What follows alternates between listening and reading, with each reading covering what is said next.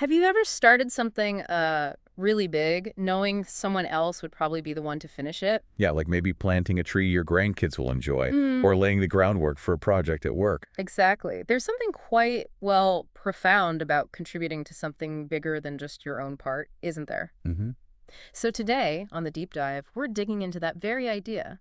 We're looking at excerpts from the Old Testament, specifically First Chronicles chapter 22. And it's fascinating because, well, these ancient words, they have some surprisingly relevant things to say to us today. Absolutely. So just for context, what's happening here? Okay, so we've got King David. He has this deep desire, this real passion to build a magnificent temple for God, Right. A huge undertaking. a huge undertaking. But then God tells him, essentially, no, David, you won't build it. Your son, Solomon, he's the one who will. Wow. Okay. So how does David take that? Well, that's the interesting part. He doesn't just, step back disappointed. He accepts it. And then Hmm. he throws himself into preparing everything for Solomon. Ah, okay. So that's our focus then. Yeah, exactly. We want to explore the key principles in this chapter. David's preparation, his acceptance, how he sets up the next generation, and see how they can, well, maybe offer some guidance and strengthen our own faith today. Okay, great. So let's start with that preparation. It wasn't just a little bit, was it? Oh, no, not at all. We're talking massive amounts of materials. Gold, silver, bronze, iron, timber, just stockpiles.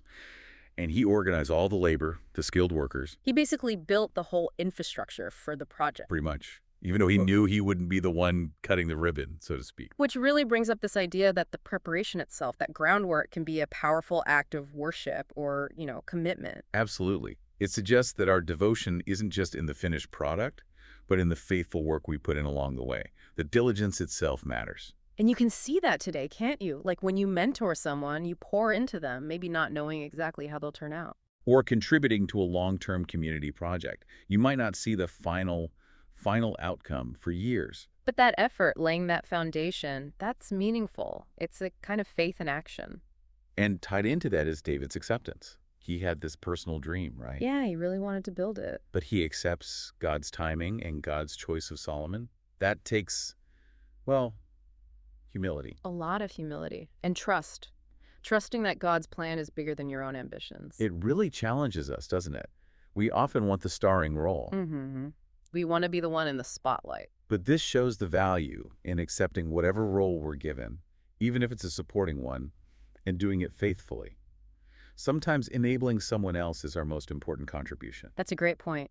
It requires grace to step aside or play a different part than you envisioned.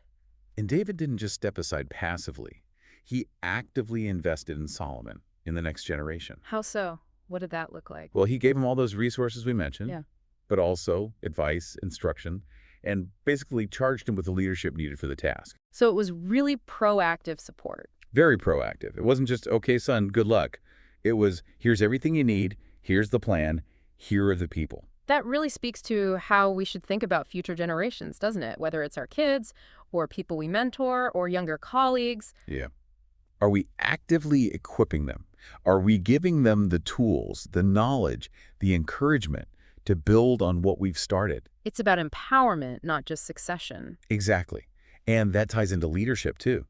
Look at how David spoke to the leaders of Israel. What did he tell them? He basically rallied them to support Solomon. He reminded them, look, God has given us peace, prosperity. Now is the time for this great work. Get behind Solomon. So he wasn't just commanding them. He was fostering unity, building a team. Right. True leadership isn't just about authority. It's about empowering others, creating that shared vision, that collective energy. It's about saying, we can do this together. Here's how. Let's go. And then there's the direct charge to Solomon himself. Yeah. What David says is really powerful. What was that? He tells him, be strong and courageous and do it. Do not fear or be dismayed, for the Lord God will be with you. Wow. Strong words. Yeah. And while it was specifically about building the temple, that call for strength and courage, that applies to any big, meaningful thing we undertake, right? Absolutely. Anytime you step out to do something significant, something driven by your faith or values, whether it's starting a business, raising a family, a creative project. You're going to get challenges. Yeah. You're going to need that courage, that perseverance. David's words are a reminder that those qualities are essential. And that you're not alone in it, that sense of God's presence. Exactly. So pulling it all together, what does this chapter show us? Well, it seems to show that God's work, or maybe any really meaningful work, often happens across generations. It's bigger than one person. Right. And our part in it might be preparation. It might be stepping back gracefully. It might be investing in others. It might be leading with encouragement. And all of those things, the faithful preparation, the obedience, the investing, the courage, there are ways we can deepen our faith, connect with that larger purpose. hmm It reminds us that our contribution matters, even if we don't see the whole picture completed. And that final verse you mentioned, or part of it, from 1 Chronicles 22:16, "Arise, therefore, and be doing, and the Lord be with thee." Yeah. It's like a call to action, isn't it?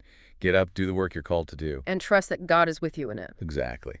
So the key takeaways really seem to be the value of preparation as devotion, accepting our specific role with humility, the importance of investing in those who come after us, leading by empowering others. And that need for strength and courage in pursuing things that truly matter. Yeah. Timeless principles, really. So maybe the question for you, listening today, is this. What kind of temple building are you involved in right now? Mm. What groundwork are you laying, even if you might not see the finished structure? And how can you apply these ideas, preparation, acceptance, investment, courage in your own situation right now, to find maybe a deeper sense of purpose in what you do? It's a powerful thought. Knowing your piece, however small it seems, is part of something much, much bigger.